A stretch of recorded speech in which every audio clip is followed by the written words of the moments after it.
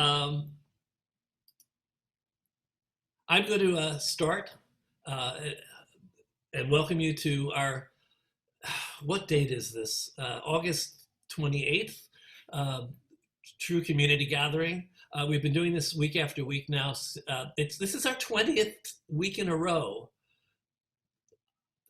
I'm tired just thinking about that. This is our 20th week in a row of doing these. Just from the fact that we have such a consistent turnout of people who are enthusiastic and eager and engaged and supportive and lovely and nice and talented. I guess I'm going to keep doing this. It seems like it's working for the community. As you know, this is the plug. As you know, we do this for free. This is COVID. This is a pandemic. These are unusual times that we are in.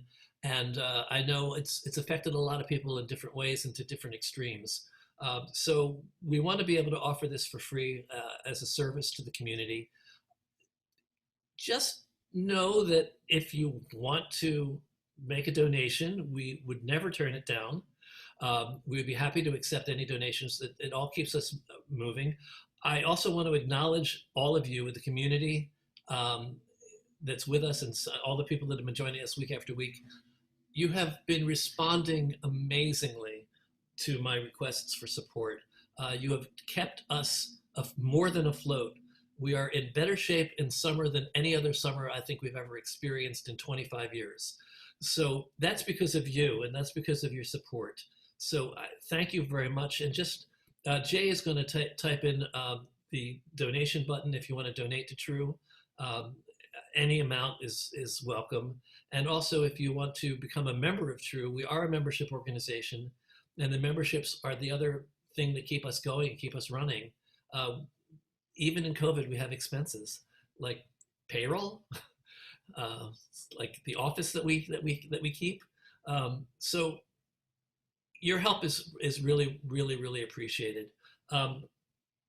All that said, welcome to a discussion, our 20th discussion. We've been focusing week after week on what's going on in our world, as if we didn't already know, but how it's affecting people specifically. And we've been pretty much New York centric, not intentionally, but it's a big country and there's a lot of people outside of New York that are going through what we're going through. And I don't know if the experience is any different. I'm curious to see if it is, but we're all dealing with that moment where we suddenly went, oh, this is really happening. Oh, we really are going to have to isolate. Social distancing really is a thing. Who knew? And I think each story is individual. All of us are dealing with it in different ways. You know the story of TRU. You know what we went through, and I want to hear from Mary and Raymond. Mary is in Connecticut at Goodspeed Theater, Goodspeed Opera House, Goodspeed Musical Theatre. What is the actual designation? I get confused. We are officially the Goodspeed Opera House Foundation, Inc., but our other name is Goodspeed Musicals. Okay, well, welcome, Mary, from Goodspeed Musicals. One of my favorite theaters. We go every year. And Raymond Bobgan, who is coming to us from Cleveland Public Theater. And he's going to talk a little bit also about how his theater dealt with this sudden change that we all had to go through. We're going to talk about the moment of pivot. I want to find out individually what each of my guests went through upon realizing that this was real and this really had hit us, and that we had to change the way we were doing things. And then I want to talk about what the changes were and how fast or slow they happened, how much resistance there was, how much embrace there was from the community, the support that we got or didn't get, all of that. It's a whole lot of stuff to talk about. So Mary, let's do ladies first. Tell us about Goodspeed. Tell us about you personally. Okay. I have been at Goodspeed for 36 years in different capacities. I am the special events coordinator, which really means that I raise money. I was in New York City on Wednesday, March 11th for Women's Day on Broadway. My Came birthday. back to the office. Oh, happy birthday. Came back to the office on Thursday, the 12th, and the shit hit the fan. We had heard that Broadway was going to be closing down. On that particular day, the governor of Connecticut announced there would be no public functions for more than 50 people. We had an entire weekend sold of an Elvis show that we had booked in from Chicago. The people were already on the plane heading to Goodspeed. We called them in between flights, sent them back home because we had to cancel the whole weekend. So that involved the box office getting on the phones and emailing and calling people so that they wouldn't come. And then, of course, we had to refund all those people.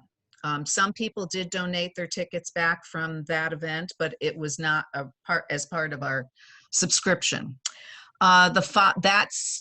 That Sunday, we were having a retirement party for our resident music director. That was canceled. The following Monday, we were having a welcome dinner for the South Pacific cast. And as a matter of fact, one woman from Hawaii was already on campus getting ready to go into rehearsal. So we had to cancel, get a hold of all of the actors and everyone associated with South Pacific and tell them that we were, go home, you're not coming on Monday, the show is not happening. At that point, we thought that we would take South Pacific, since we already had the costumes built, we've already had fittings, the scenery was half built. We thought that we would take that show. Remember, this is March. We didn't know what was happening in March. We would take that show and move it to the fall slot and cancel Candide. At that point, we were still anticipating opening up in the summer with a new musical, Anne of Green Gables. Then everything changed. So it was like minute by minute.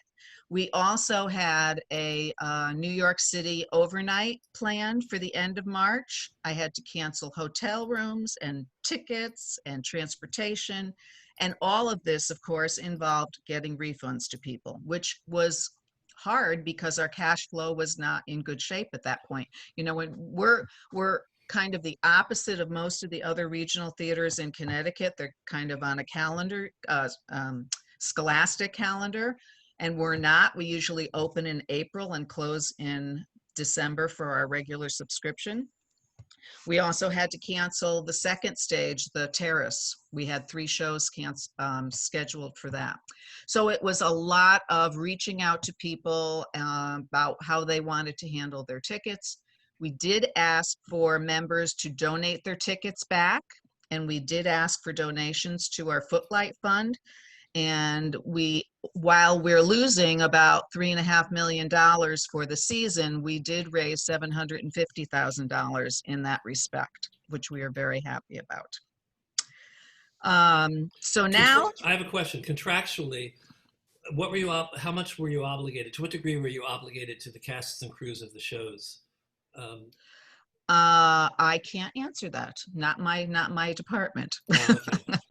But they all know, well, if they're all available. We have put South Pacific back into the schedule for next season. Okay.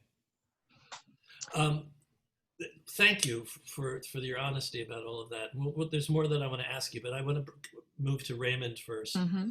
Raymond, so how are things in Cleveland, and when did it happen in Cleveland, and how did it happen?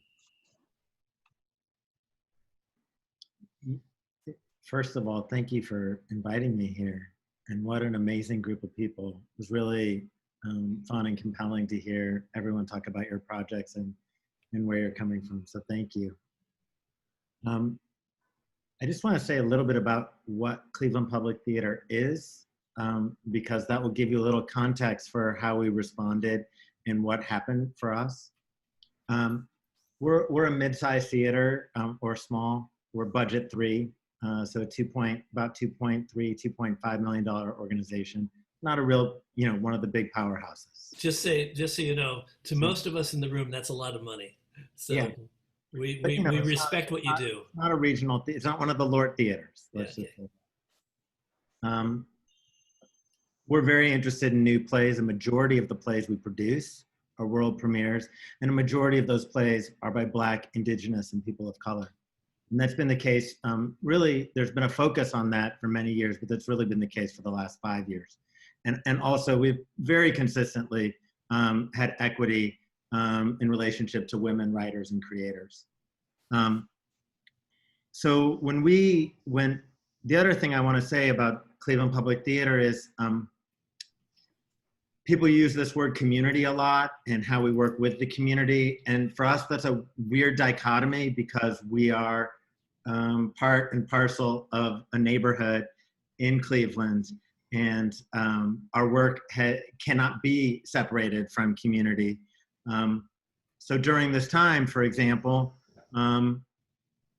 as a citizen of Lakeview Terrace, a guest citizen, not a resident, a public housing estate, we as theater providers spent a great deal of time determining what children had electronic devices and what children didn't, and how to get the ones that had ones waiting for them at the school into their hands. So much of our work has been a shift of focus that we are not only artists, but as artists, we are citizens of a community. We're citizens of multiple overlapping communities.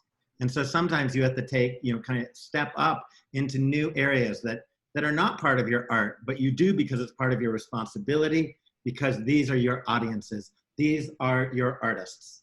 These children are some of the most important artists, in my viewpoint, in Cleveland. So when COVID hit, which for us, our state shut down, I think, before any other state did, even though we had not seen the numbers that we saw in many other states. Our governor, who I normally completely disagree with, I'm a huge fan of, his response to COVID. So for us, we were in the midst of doing the second production of a Spanish translation of Jose Rivera's Marisol. This was an all Spanish language production with our Teatro Público de Cleveland group. We were in the midst of developing a new play, and we had just toured a play with Masra Cleveland Al Arabi, our Arabic speaking company. And on our professional stage, we had we also had a new play by Nicole Salter that we had commissioned based on or inspired by the consent decree between the Department of Justice and the city of Cleveland. And this was in response to the murder of Tamir Rice and several other things. So, for us, we were in the midst of running that show. This is not the first show we've done about police violence and the murders of Black and brown people. But this was certainly a really important time to be having that conversation. So as we talk about COVID, for us, we can't talk about that without also talking about a reckoning that we as a country are accelerating now in response to George Floyd and the many other Black and brown people who have suffered at the hands of blatant racism and our internalized racist systems. So for me, part of our response has also been to accelerate our work in listening to the artists and to be a little bit more bold in what we're doing and what we're talking about. I think if this had been 6 or 9 months ago, I don't think I would be, even though we are doing a lot of that work, I might not be talking about it even in such a bold way. So it's emboldened us to do our work. We're sad that these 2 productions closed. We had multiple other productions online, of course, I mean, not online, but ready to come up. We fulfilled all of our contracts with those artists and we hope to bring them back. So forgive me for asking this very directly, but can you explain the business model for your company? So where does the money come from?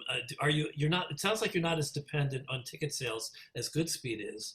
Goodspeed is so dependent. Yeah, that's correct. In fact, we have a pay what you choose policy, and our tickets, we do in the holidays on a Friday or Saturday night, I think our ticket's like $40. But otherwise, our tickets are quite affordable.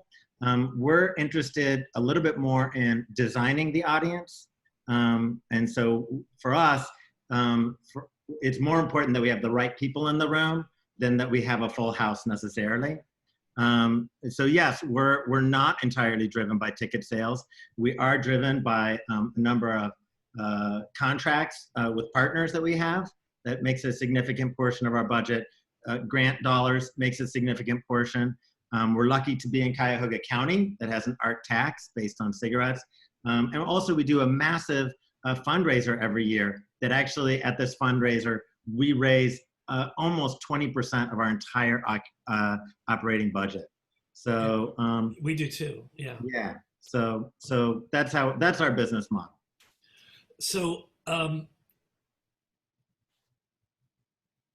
what were the projects that you had ready to go?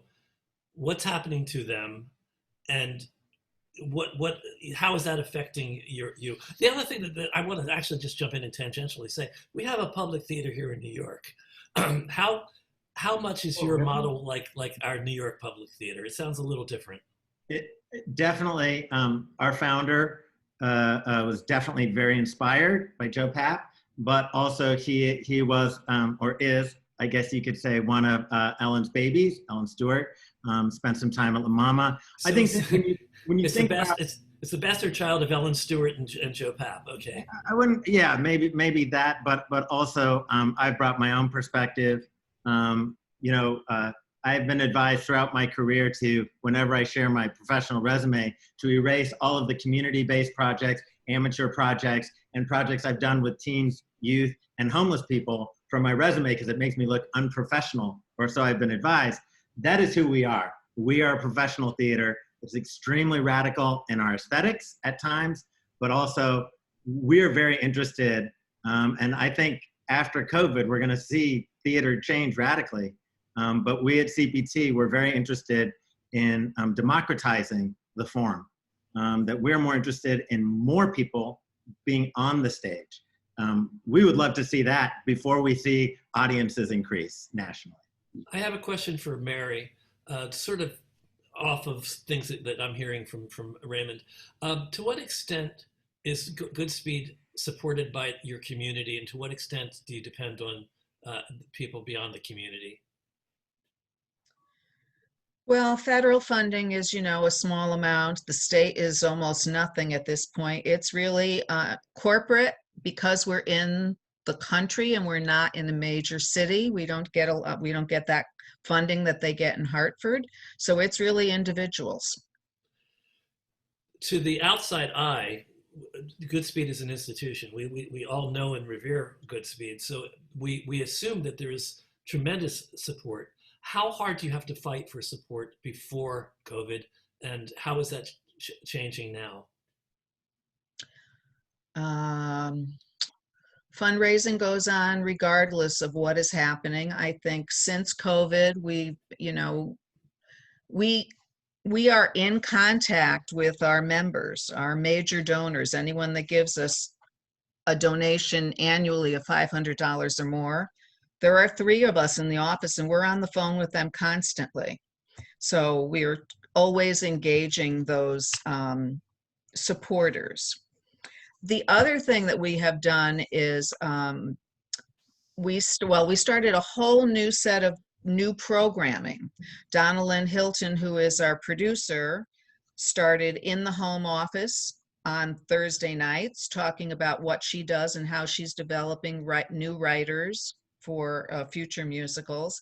And then on Tuesday nights, we do a great speed. So we will take some B-roll from one of our favorite shows or people's favorite show, Fiddler on the Roof or Singing in the Rain, 42nd Street. And then they will interview either a director or a choreographer or maybe someone who had a lead role, and they'll have a conversation with that. This actually talks to the whole topic of how have you moved into virtual. So these are the things that you're doing virtually. This is how you've moved your programming virtually. Yes. We need to keep people engaged. A whole year is going to go by and we're not going to see some of these people. So we need to keep Goodspeed in front of them. The other thing is we have 2 people on the artistic team that have been doing podcasts about musicals. So they're all on our website and can be accessed at any time. Oh, hold on. Somebody's got Janet's iPhone, Janet. maybe. Yeah, Janet. Oh, I don't know how. I'm sorry. You have to mute yourself. Oh, I don't know what happened. Okay. And the other thing that we did just last week, we started doing lawn concerts because the governor said we're in phase 3 now, and he said we could have 100 people outside, socially distanced, 6 feet apart. So last week we started with the Playbillies. They're bluegrass group that does Broadway cover songs. So we're doing that for 3 more weeks, and then we're bringing in David Lutkin, who has been in several of our shows, to do another one in September with his group. So that's how we're interacting with people right now. So you definitely are making a dent in the virtual world. By the way, what platform do you use? Well, we did use Zoom. We lost, the connections were not good. We stopped doing that. We're doing StreamYard and YouTube. Combination of both. Well, yeah, depending on what they are. Live stream through StreamYard, and then you'd stream it through YouTube. Yeah, and then we were scheduled to have our gala in June, where we were giving an award to Casey Nicolau, and we had to change that. So now we're doing a virtual gala that will be in October. And we've changed the whole format, and that's going to be strictly by donation. Anyone that renews their membership by October 25th will get a free ticket to the gala. Anyone who is not a member will purchase a ticket for $25, and we hope to raise $100,000. We have a funder that has given us a $50,000 match. So that's how we're going to handle that. But you're not getting back up to what did you say, $7 million budget? What? Oh, no. Our loss for the year is about 3 to 3.5. Yeah. Mm-hmm. So, Raymond, how have you moved into virtual? How are you serving your community right now while we are not able to meet live? Well, first I want to just give a huge shout out about another theater here in Cleveland and what they've done. Karamu House, I don't know, a lot of people don't know about this theater. It's the oldest Black theater in the United States. And they have just done something great. I just put it in the chat. They did a celebration for Juneteenth. They filmed another production that they've written, Freedom After Juneteenth. And I just want to say, like, their work, I'm really proud to be a friend and a partner and to this theater in Cleveland. I really want to encourage you to check out what they're doing. What we did is a few things. One, we have this massive community event where we basically curate an event with over 35 different organizations, all doing things about social justice, from top professional theaters all the way down to youth organizations. We put that online in a sort of television show. It was a marathon, I think 3.5 hour YouTube streaming. That was super great. But most of our focus artistically has been on Zoom. As we say, although we cannot gather in person, we still can come together as a community to discover ourselves and rediscover our society and our responsibilities. For me, it's a lot like being a doctor. Look, if I don't have a hospital and I don't have all the my medical bag and all the things that I might normally have, and someone is hurt, I still am a doctor. I'm going to go do what I can. And I'm still an artist. And Cleveland Public Theater is an arts organization, so we're still going to find the way to do what we can. And for us, the closest and quickest thing we could do is we were moving our education programs into a Zoom format. And we moved into doing some theater productions and experimentations in that format. A few things that we've decided to do very clearly is, one, we want the shows to be rehearsed. So these are not going to be just readings. Two, we want to use Zoom and limit the audience to 50 people. You were just talking about how many people can fit on a Zoom screen. You can make it so you can see 49. That's an awkward number. So we said, hey, we're going to limit our seating to 50. Why? because we want people to be able to see each other. Because for us, theater is not just about what we have to say to the community, but the community being together. And so we wanted to limit our seating to 50 because after that, you don't feel like you're together in Zoom. You feel like you're in a massive group. Like here, this feels like a community. Just to clarify, we can get up to 100 people into our Zoom room at the level we're at, but I've never been able to get more than 25 on the screen. You say there's a way of doing that? Yes, there is. It's in your video settings.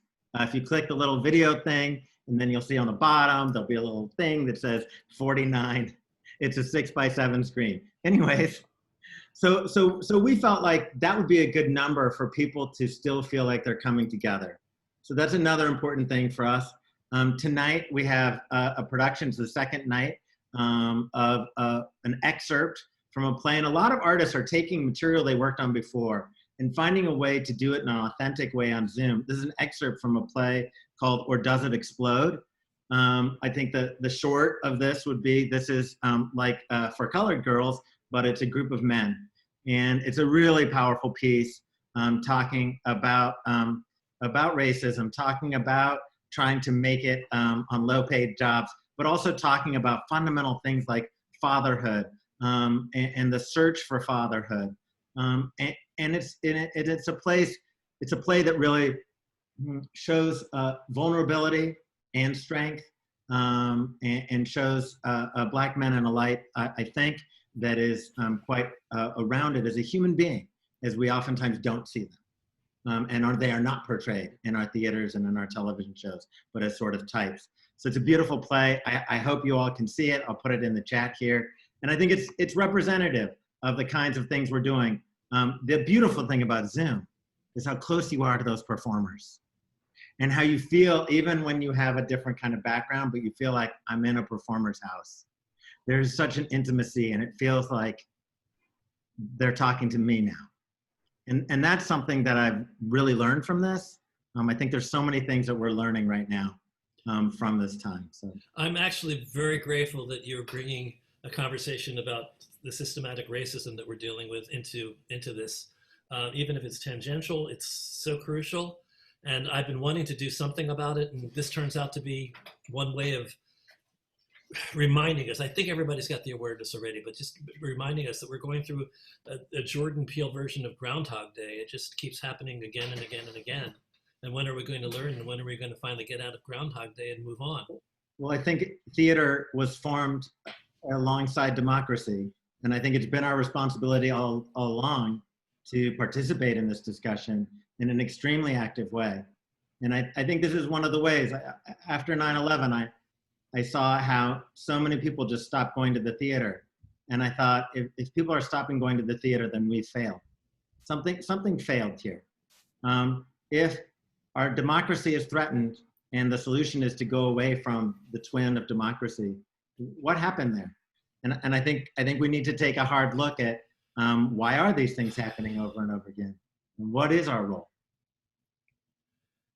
Tough questions, and we're still struggling for answers, and we don't have them yet. And it doesn't have to be heavy, you know. It's there can be a joy to this revolution, and I think one of the beautiful things, just hearing everyone talking beforehand, was how everyone in this room is working so hard to keep that spark of artistry alive, that thing that's connected to our compassion and our consciousness, and it was just really beautiful and inspiring. If we can keep remembering that, recalling that, I think that we're going to find the way. Okay, I'm gonna bop a question over to Mary in a second, but I also want to remind everybody in the room that you can ask questions, do a virtual hand raise if you can. The people that voted yes and no, actually, if you could turn off your yeses and nos, it'll be less distracting for me when I go through the list. But thank you. But you can do a virtual hand raise so I know that you want to ask a question, or you could put the question into the chat, and Jay will keep an eye out for any questions that come up. Mary, I wanted to talk to you for a second because I want to turn to fundraising and the importance of fundraising for not-for-profits for all of us.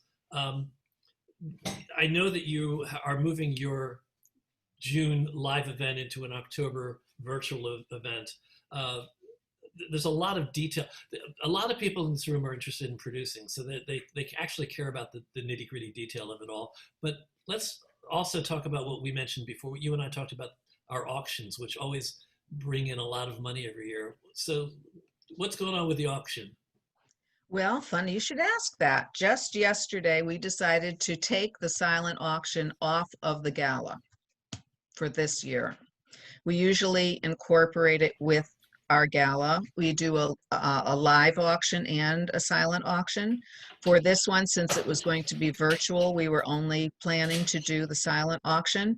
But we decided to change the whole tone and just make it strictly fundraising and not getting things. Not only that, you, you know, the number of restaurants that you can approach right now, we're not sure if they're going to be open in October. So what we will do is we will take our auction and do that as a separate fundraiser in the spring before we open for the season. We're also looking at the same thing. One of the things that makes us a lot of money every year is our auction. We have a $10,000 world cruise, and Right. we have a $6,000 river cruise. We're not doing cruises this year. Right. We had a Viking cruise last year, so we're not having that. Yeah, we had 3 of them last year. I don't think I'm going to get a lot of bids on cruises right now. I might be wrong, but I'm not going to do it. We don't, and we usually have theater tickets, and we don't have that. And the restaurants, yeah. So the core of what we offer in silent auctions or in online auctions is really limited right now. So we're looking at, I also have been seriously facing the fact that we may not be able to do an auction this year at all. But I'm also looking for creative solutions. There might be creative items and ways that we could actually raise some money. We don't need to raise as much as you, so we may be able to get away with some smaller items and who knows what. We're all just trying to figure this all out. So do you have anybody have a guess when we're going to actually be back to something resembling normal? Well, most of the theaters in the other regional theaters in Connecticut canceled very early on their entire season, going into 2021. Like June or Well, yeah, because they usually go September through June. So I don't know. I think realistically, we probably won't see anything until the summer. I think the spring is going to be too early. I know that the official word on in New York on Broadway's refunding ticket money through January, as if anything were going to change in February. But we'll keep following the path and see where it takes us. Right. Raymond, also you in terms of fundraising, are there any special approaches that you're taking to fundraising right now? Yeah, we do a event that's it's about 25 stages performing simultaneously for like 3 hours, and it is kind of a raucous party where you might see some of the high wealth individuals you wouldn't expect pretty crazy on the dance floor by about 11:30 or 12. It is a massive party. It's called Pandemonium. We obviously can't do it that way this year. Luckily, we were going to honor this year the station manager for our local NBC affiliate, and she suggested that they do a 1-hour television special on us instead of the benefit. So that's great. It's not really a fundraiser, but it's going to be awesome.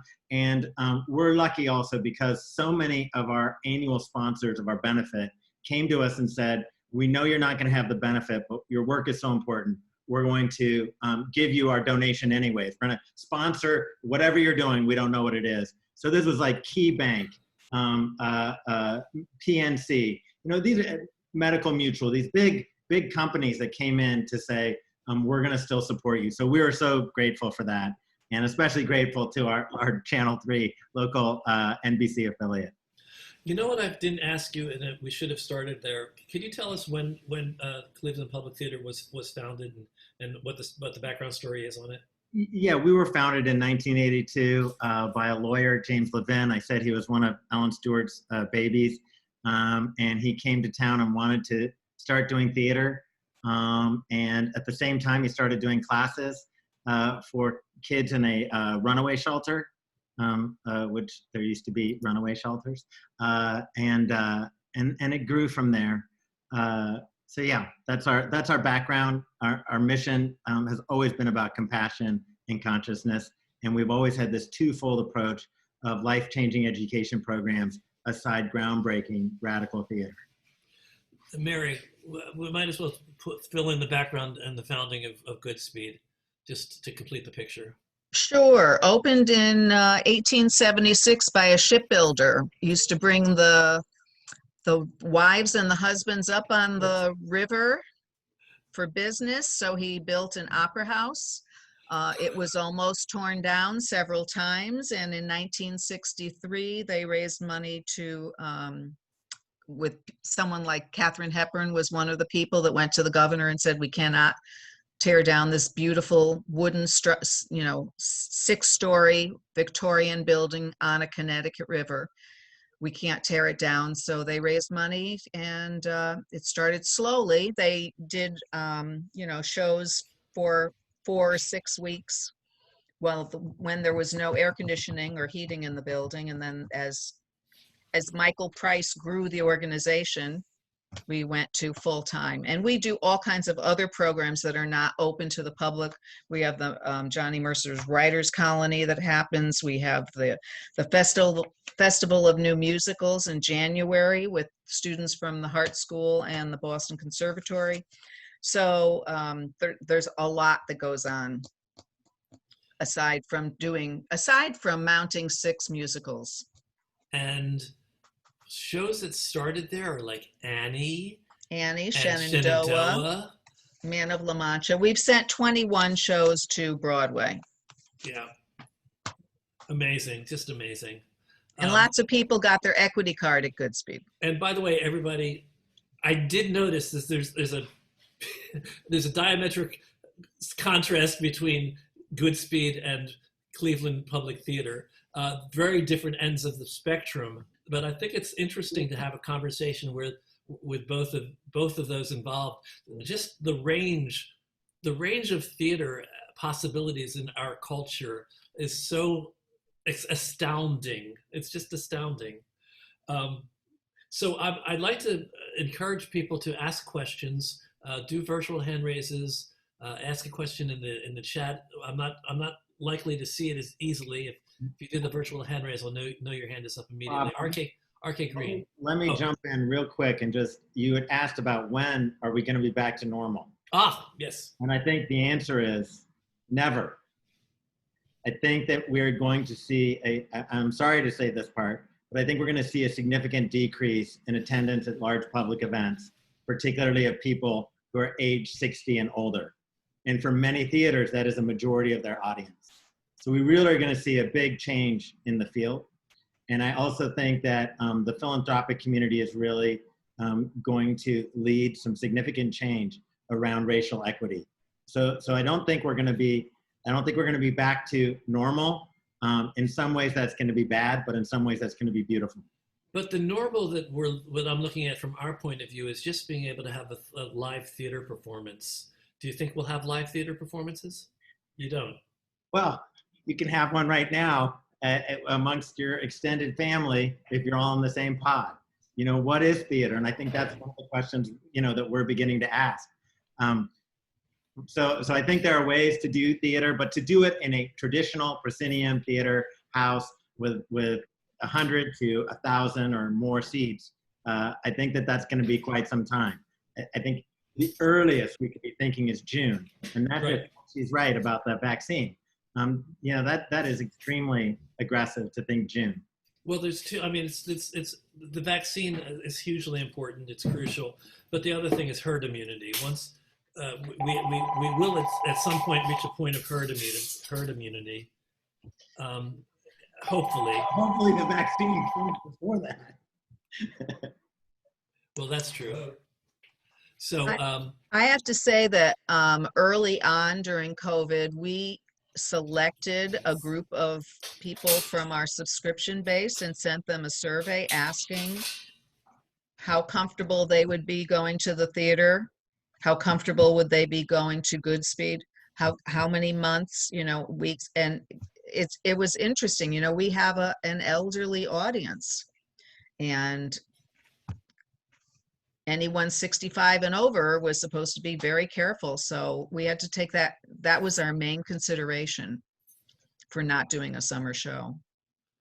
Before the governor said you couldn't have so many people, as the phases were opened up, the numbers couldn't support it. I have an interesting implied question in the chat. One of the issues for reopening seems to be the need for ventilating HVAC systems. How is your theater dealing with that? Do you have an HVAC? Are you working at improving it? Oh, yes. We have a COVID task force of senior staff that meets once a week, and they've been on this for a long time. Okay. So they have purchased as much equipment as they could ahead of time before everyone else started buying it. The sprays that are supposed to disinfect and certain filters to put in the AC units. The Opera House is very fortunate because we've always had a fresh air intake from the roof of the building. But yes, they're on all that. Absolutely. Raymond, how about Cleveland? We have similar things going on, but nothing significantly more interesting. Okay. Somebody's asking a question that you both implicitly answered, but let's address it more directly. How do you choose the shows that you choose? And now, Mary, I know that with Goodspeed we're looking at a commercial audience, but you also do a season that includes original works, and you have your two theaters. So talk about it from the perspective of both theaters. In the past, we did your Chestnut musical on the main stage and did new musicals at the Terrace. And people would submit their work to be done at the Terrace. Since we've started the Writers' Colony, which has been renamed, I'm sorry, they just renamed it this week. I think it's called the Writers' Arbor now. But we are taking shows that have come out of those writing groups. So it's a little different. We don't take anything unsolicited. Okay. So. And Raymond, you pretty much gave us a mission statement, but tell us how you pick your works. Most of the pieces that make it on stage in a full production were somehow developed along the way. Not sure what that sound is, but it's not me. So we've already been in development with it. Many of those are local writers, but a significant amount are outside. We're looking for pieces that, one, couldn't find another home in Cleveland. Because if they could find another home, then maybe that's someone else's mission to produce that work. So we're really looking for pieces that are a little bit outside the norm, or speaking to an issue we think is important. And then also there's sometimes some issues that we really want to get into. I think we've spent 5 years looking for the right play to talk about women's health issues. We created our own about 8 years ago. But we've been looking to do another one, and we're excited. I think we're going to be doing the world premiere of How the Baby Died. It's a beautiful work. But there's things where we're like, we feel things out, and it's a little bit more relationship based to developing all the way to a full production. Not a lot of like taking submissions or trying to pick our season in the normal way. Okay, I see a hand raised. So actually, feel free to put your audio on as well as your video as well as your audio, and come into the room so we can meet you. RK Green, say hi, and then Murray. All right, coming on here. Yeah, my video is unable to come on, so. Oh wait, I'll do it for you. Oh, okay, thanks. I'm going to start my video right now. There you go. Hey, hello. Hey there, RK. It's both Mary and Raymond. And I just wanted to add to what you've been speaking. I'm on the board of Theater Forward, which works with 19 regional theaters as a kind of corporate support to these organizations, including the Cleveland Playhouse, Hartford, and the Long Wharf. And one of the things that I'm hearing from them, and when we're in board meetings, is that, and a lot of this information comes back from June, was that budgets were cut pretty quickly, at the start of this, between a third and a half on some of the theaters that were willing to share that information. And of course, staff cuts were done as well. So they needed to look to, as they were envisioning of what the future would be. And Raymond, your comment about it's going to be different. It's not the same thing anymore. But they needed to think about how they were going to raise money just to mount a production or their first production in the future, because all of their resources were focused on getting the institution through to whenever we're going to be open again.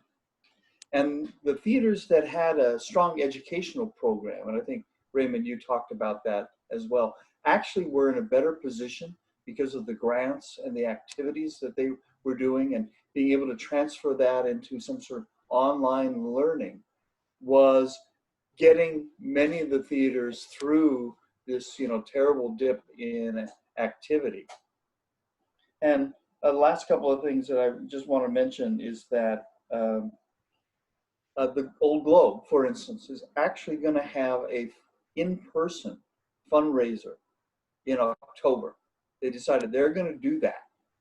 It probably will be outside, but they decided it's not going to be virtual, not going to be on film or video, or sort of like the Republican convention. But not at the White House. Yeah. And so the other thing is that, we, as a independent commercial producer, I've been seeing that a lot of the theaters are keeping their pipeline intact for that time that they may be able to mount a production again. And so there's this long line of work that they've been developing over time to be able to get in and in front of an audience when that time is available. So, RK, you're going to help me get some people from your company at one of our Friday 4:30 meetings, right? Yeah, I think so. Okay. And it'd be great to have some other theaters involved in that as well. And by the way, I do this every week, that when RK pops up, I have to thank RK. He single-handedly saved our play reading series this year, and I will always be grateful, and I will never forget it. Thank you. Well, and it was done as an auction, Bob. It was an auction item.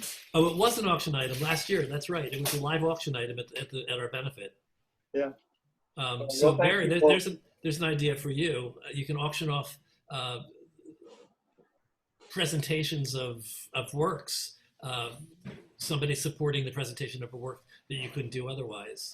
Like somebody from one of your students have some sort of showcase presentation of their show and development. So that there. Now you have to do an auction. Maybe not. I saw Edward Osredkar has his hand up. Edward, would you like to ask a question? Yeah. Murray, did you want to ask a question? Murray? What? Did you want to ask a question? No, I'm just writing a question to someone, but I'll be back. Okay, Edward. Yes. I'm going back to a statement that was made about having trouble attracting older audience members now and in the future, 60 or 65 and older. I was just wondering if anyone believes that maybe instead of being physically there, that they would support monetarily in the meantime, rather than being there physically until they're able to go attend in person. Well, there are a lot of very generous people, and we're looking at it from the opposite point of view. We're looking at it from how can we serve the community? What can we do? How can we bring art to the people that we care about? So I think we're looking at the whole idea of what can we do to get our audiences back and engaged, since they deserve that for all the support they give us. They want live performances. I know, Raymond, you're saying we're never going to do it. I think we will, because I think there will be a vaccine. There will be herd immunity. There will be a point where we're no longer that terrified of COVID. And of course, something else could come along. But in the meantime, we'll hopefully be able to do some live performances. Yes, I think we will as well. I'm excited for it. I'm not saying we won't. What I'm saying is it will never be the way it was. Right. Okay. And that's not necessarily a bad thing. That might be a wonderful. Yeah. One more thing that I just wanted to add to that, older audiences, do you believe that it'll have a big effect on matinee performances until things start turning around again? Yes, I do. Yeah, that'll be the deepest cut, yes. We think that, well, you know, all those buses that come, our theater is very tight. We only seat 398, and you're right next to someone. So we think that probably, you know, it'll be very difficult to get those groups to come. They all have to travel on a bus together, 50 people on a bus. So that will be different. I just wanted to mention that even though we are losing that amount of money for our fiscal year, we did furlough 75% of our staff, and they're not coming back until next year. That's very important. It's only the core staff that's working. We're all working part-time. We've all been on combinations of furlough and part-time and unemployment. We did get the PPP money, so we, you know, we were lucky there. And the other thing is that it was in Broadway World and all the publications this week. The main, you mentioned Long Wharf, but the main Lort theaters in Connecticut have gone to the governor. You know, he got a big chunk of money there, 1.3 billion in money through the CARES Act. So we together have gone to him to ask that the arts get some of that money, because we pay $26 million in taxable payroll between all of the theaters. Raymond, how about you? Is Cleveland CPT furloughed some of its staff, or where are you with that? Yeah, so we let's see. I took a pay cut. Senior staff all took 1 week of furlough. All but one were able to do it before July 26th. So they might have even gotten a raise for all I know while they were on furlough. Just the way things were working at that time, which is awesome, and we want that to continue.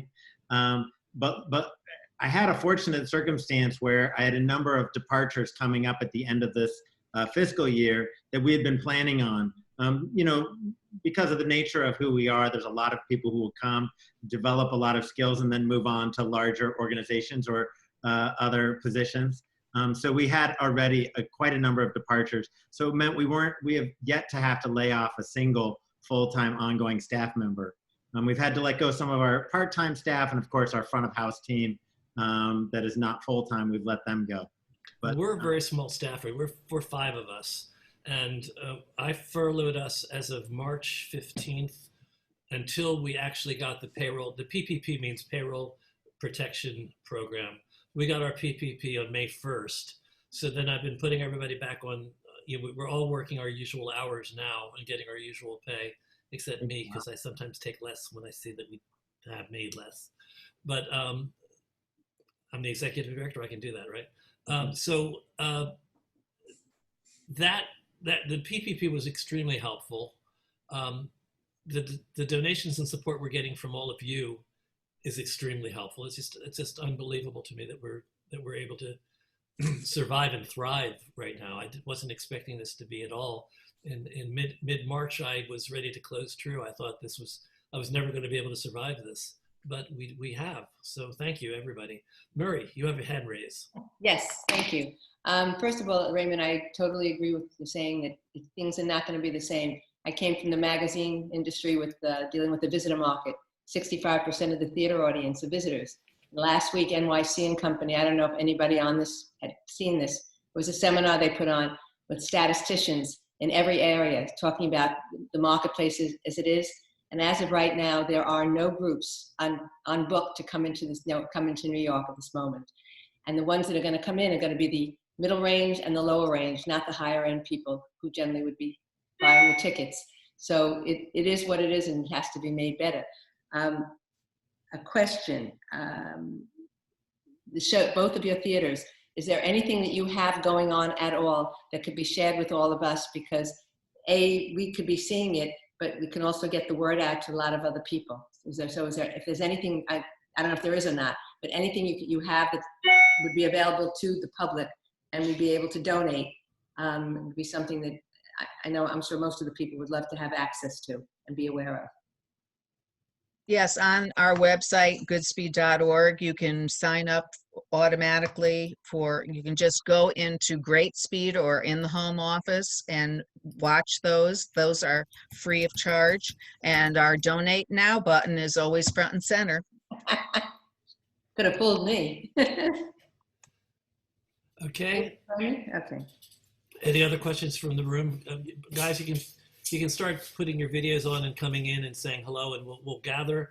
And I want to thank Mary and Raymond. I think we've come to the end of the conversation because nobody's asking questions.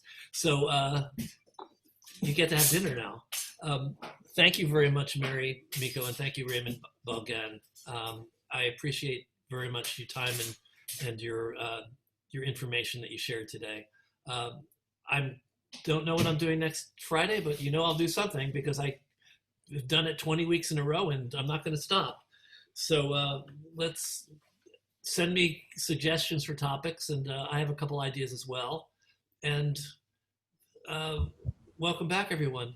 Also, thanks, Inma, for the applause. So you can actually give applause. You can do virtual applause. You could say hello. You could turn your audio on and talk. And Raymond and Mary, if you'd like to hang out for a little while, you're welcome. And if you need to get back to anything at your places of business, places of business, we're all working at home. I have the phone is hooked up. I got the computer. I'm all set. Yeah, me too. Mary, it was so great hearing from you, and thank you so much, Bob. Really, really enjoyed the conversation.